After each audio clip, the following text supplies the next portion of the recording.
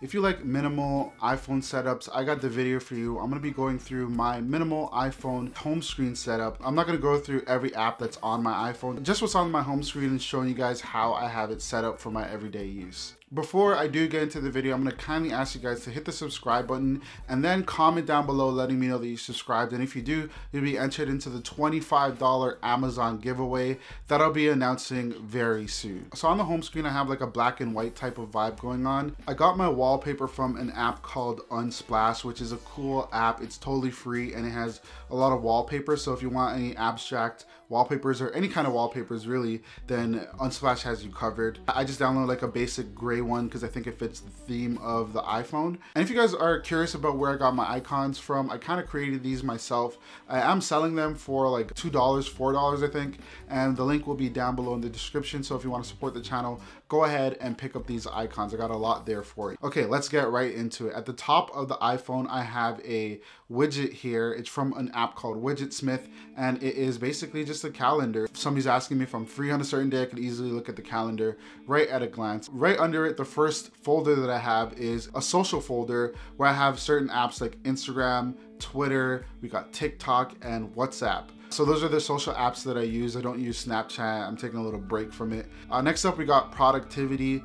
In there, I got the calculator app, Google Keep, calendar, stocks, and files. One thing that I do want to mention is how useful Google Keep is. I use this app to stay organized, take quick notes, and I'm able to use it on my phone and then on my Apple Watch as well. So that is a huge benefit. The next folder that I have is just the media folder. That's where you're gonna get things like Netflix, the gallery for when I take photos, and Spotify. So I use Spotify basically every single day, especially with my AirPods Pro. So I need it to be like on my home screen at all times so I can just easily and quickly play music.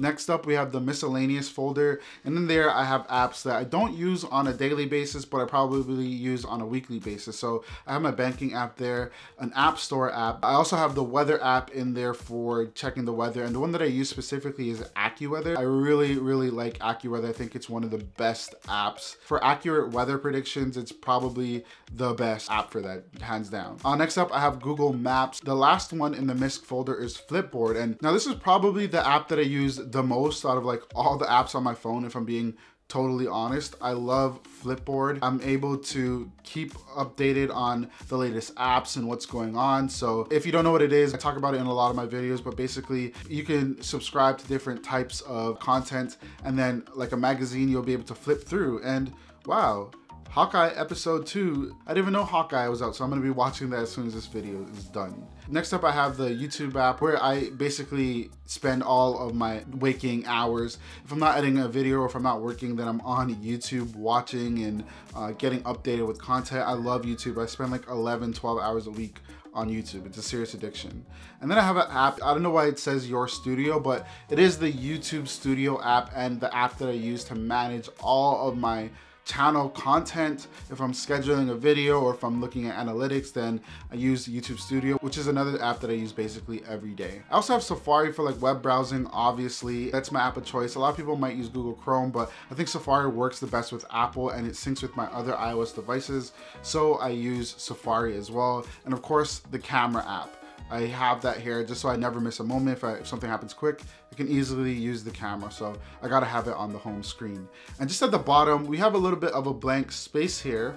I'm not planning to fill it up with anything. I'm not using a widget or anything to fill out that space. Literally, there's just nothing there. And I like it that way. I think that the less is more and you're able to be more productive with the less that you have. Now, just at the dock though, I have the phone app, a contacts app, texting, and Gmail at the bottom. 13,000 emails, it's actually ridiculous. But I use Gmail every single day as well. So I gotta make sure that it's always accessible, and that's why it's on the bottom dock. But that pretty much wraps up my iPhone 13/13 Pro home screen setup. If you like the video, make sure to comment down below and also hit the thumbs up. I'm gonna see you guys in the next one. Don't forget to subscribe. Don't forget to support the channel, buy the icon pack if you want. I'm gonna see you guys in the next one. Peace out.